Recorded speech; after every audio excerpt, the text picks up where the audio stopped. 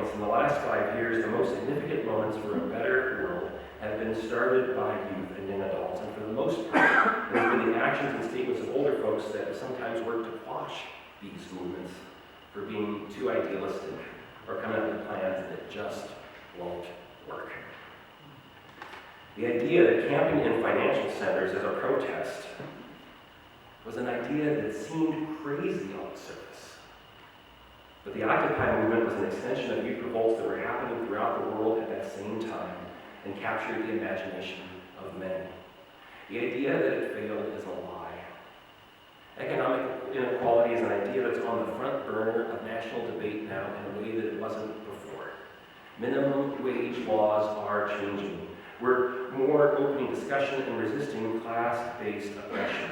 Leadership is emerging out of what was started. We're talking about our tax system in a different kind of way, with a different kind of energy than we did before. The environmental movement, though long brought to the fore by many others, has really grown because of the actions and energy of young people throughout the world. It's a movement that links a truly global atrocity to local and individual actions. It calls on us to change the world and reminds us that we are the world. What we do systemically and what we do individually matters. The most recent anti-bullying movement was started by youth and young adults who are gay, lesbian, bisexual, and transgendered, and has contributed to an amazing conversation about how cultural norms are imposed through emotional, spiritual, and physical violence. It has moved bullying from a conversation about conflict between individuals to a conversation about how bullying emerges and is directly or indirectly supported by social systems. I personally continue to be a supporter of marriage equality, and I'm convinced that one of the reasons for the movement's success directly can be looked back at some of the anti-bullying campaign's insistence in refusing to accept the abuse of power in the various ways that abuse is manifested. The Black Lives Matter movement is brilliant and led primarily by African American youth. One of the subtexts of the Occupy movement was some of the culturalized racism and sexism that degraded some of that justice work. It also exposed the willingness of a significant minority of police officers to act violently against those who acted in protest. The Black Lives Matter started by simply stating the long-suppressed anger of those forced to mourn too soon.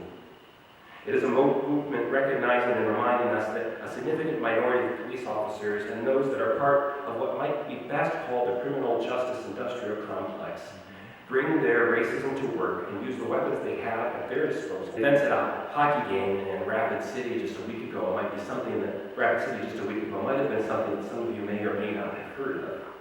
A group of 57 youth from ages 9 to 15 went to a hockey game and were invited to go to a hockey game as part of a field trip. From up above in the box that the different companies own, beer began to be poured down on them, and racial epithets were tossed down at them as well. It got so bad, and no one stopped it. But 3/4 of the way, and they made the decision to leave. That's not the only expression, but that's one of the expressions. Like Eli, we only do half of our jobs as elders if we simply listen to our youth and young adults, but then cynically disregard their insights and deflect their energy. We have the responsibility to wisely join them when invited and lay our lives, our livelihoods, and whatever privileges we benefit from in order to have these prophetic voices emerge among us and have the opportunity to emerge.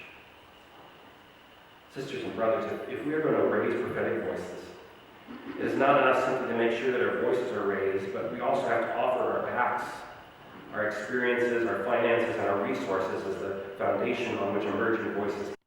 Sisters and brothers, we within the interfaith community are not just called to speak, but to listen and join our voices with the voices of others, and to make room for those voices calling for justice that emerge.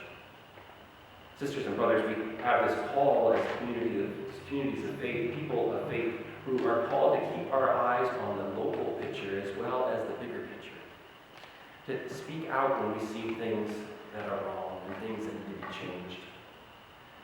Sisters and brothers, we as the people of faith have the challenge and the gift of recognizing when we need to be challenged on our own prejudices, our own assumptions, and our own ways that sometimes get in the way